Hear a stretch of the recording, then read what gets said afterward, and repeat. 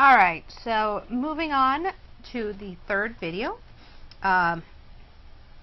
We've got our stomata, which is plural of stoma. And here we can see the distribution of photosynthesis methods. So what this means is that there are different types of plants found in different regions around the world. There are going to be some types of plants that are found in areas that you think of where we see a lot of starvation because we have a lot of deserts. And certain types of plants with these adaptations, called a C4 plant, is going to grow in these dry and inhospitable climates.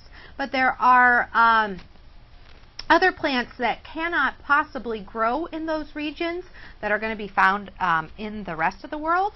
And so if we start to see that our climate is changing, we're going to have different plants growing in different regions around the world, which could have a great effect on starvation. So what we see here is three different types of photosynthesis for three different types of plants. I'm not going to say that you need to know all of the processes that are involved here, but you do need to know that there are three types of photosynthesis.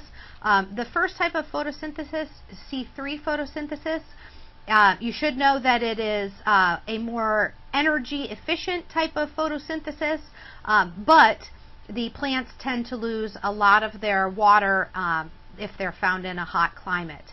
The second type of photosynthesis, which is C4 photosynthesis, the water loss is minimized in warm climates, but it requires more energy in order for it to happen. And then the final type of photosynthesis, CAM photosynthesis, this is where water loss is minimalized, especially in hot climates, but it requires the most energy and it allows for slow growth. So if you look down at the different types of plants that we see growing here, common ivy, if you think about the ivy that might be around your house or on the side of a building, it's going to grow very, very quickly. Vines can take over very, very quickly, but they lose a lot of water to the environment.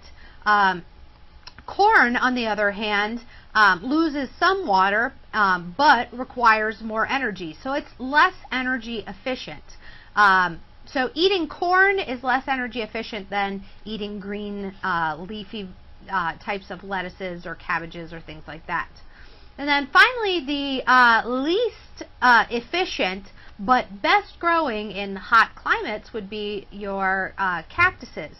They grow very slowly, they require a lot of energy, but they don't release this water back into the environment. And so all of those things are going to be important because cellular respiration is going to convert food molecules into ATP. So we are going to have to eat plant products in order to gather our food energy, which is stored in our body in the rechargeable battery like ATP. And it is this universal source of energy for all living organisms. So how do living organisms go about fueling all of their actions? We've talked about making harvesting the energy from the sun in the plants, and then how do plants and insects and animals go about fueling all of their actions, and that would be through cellular respiration. Cellular respiration is basically that something that is an animal is going to eat plants, and it's going to take in that food energy, and inside of all of the cells of both plants and animals, we will have the breakdown of food molecules for energy, and that energy is the ATP. And so in goes the oxygen and the sugar, and out comes the carbon dioxide and the water and the ATP energy. So all living organisms are going to extract their energy from chemical bonds, so break those chemical bonds to release the energy, and that is what cellular respiration is. So photosynthesis only in plants, cellular respiration in both plants and animals. So that's where the fuel for going through life's reactions happens.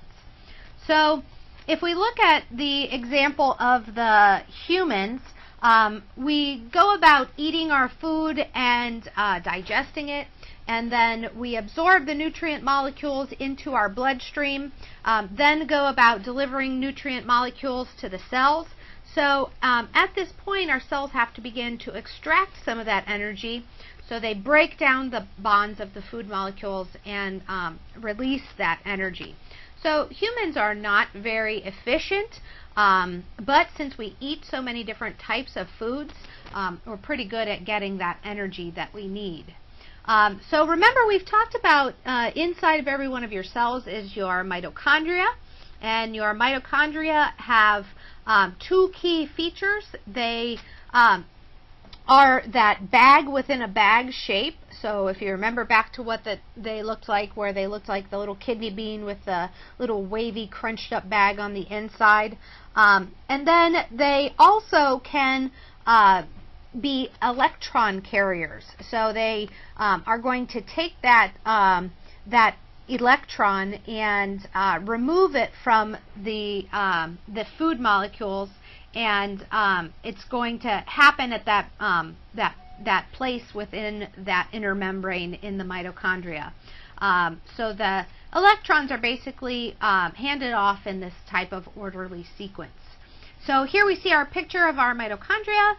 We have our outer membrane to the mitochondria, and then the bag within a bag, and inside of this bag is where the inner membrane space is, and it is studded with molecules that help to create an electron transport chain that basically pulls that molecule of energy off of the ATP and harvests it for use within the cells.